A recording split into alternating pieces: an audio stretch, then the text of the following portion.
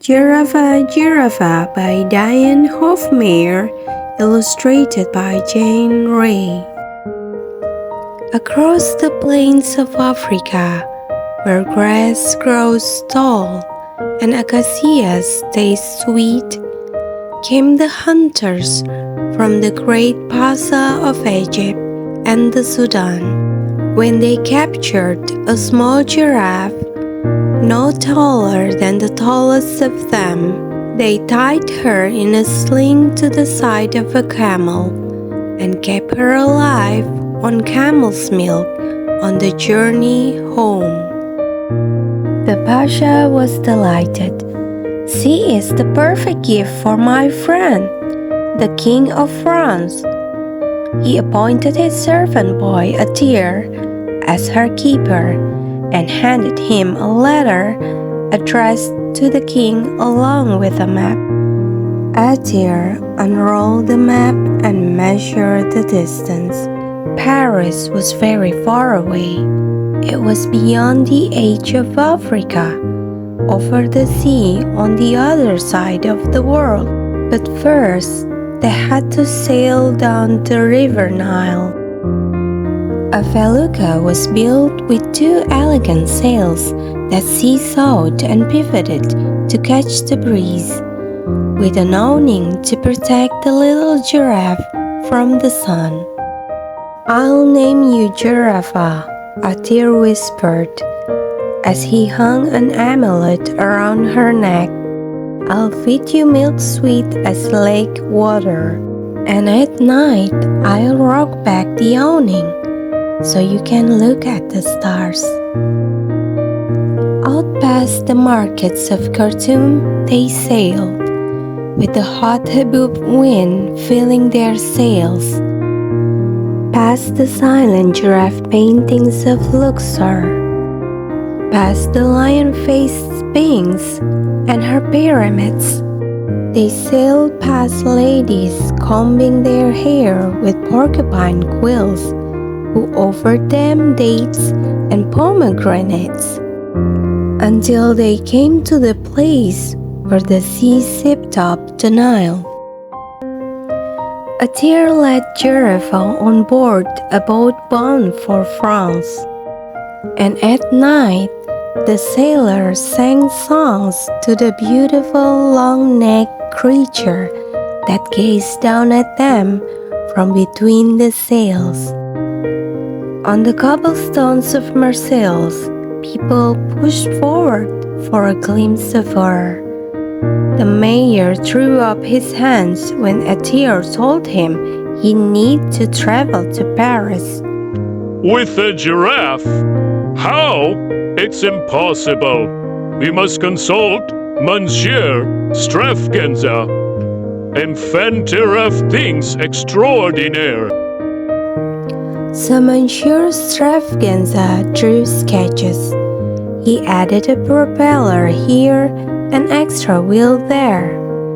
But each time, the mayor shook his head. "No, a machine like that will never work. A giraffe carried by a hot air balloon? Impossible." "We can walk," said Atir. "But Paris is 550 miles away." "Giraffe has long legs," said Atir. So they set off with carts on horses, a carriage, two milk cows, and Atir leading Giraffe, protected by a wax taffeta cloak.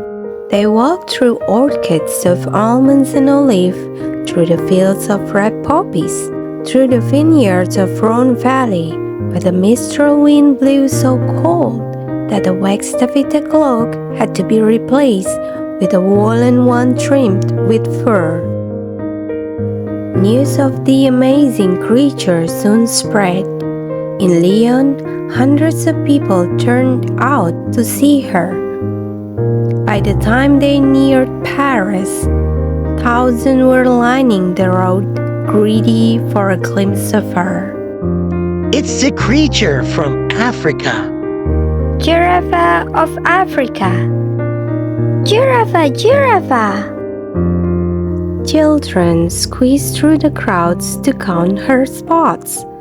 Ladies leaned from salon windows to tickle her ears. But Giraffe took no notice. She strolled down the Champs-Élysées, nibbling the top of the trees, just as she had done on the plains of Africa. At the palace of St. Cloud, the queen organized a soiree. Guests gathered in bristling uniforms and rustling taffeta to admire Giraffe. What a handsome creature! Exclaimed the gentleman. How sweet she is, Sighed the ladies. Such long eyelashes, such a black tongue. In the Jardin des Plantes, the king had prepared a rotunda with wooden floors and a mosaic of straw on the walls. People came in their thousands to see her. Paris fell in love. They wrote poems and songs. Gardeners clipped giraffe hedges. Barkers baked giraffe biscuits. Dogs wore spot jackets. Men wore tall hats. Girls wore red ribbons around their neck.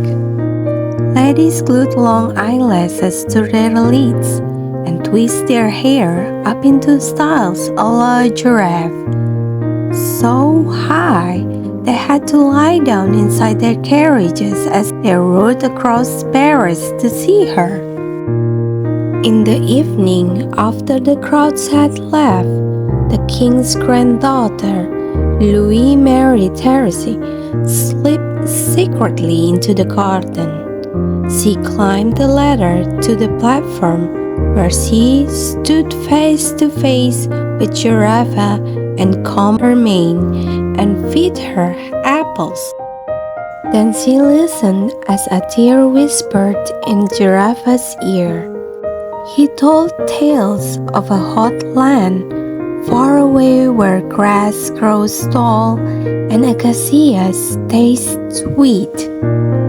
He whispered stories of a lake and of stars that turn the sky into curdled milk, and of a hot haboob wind.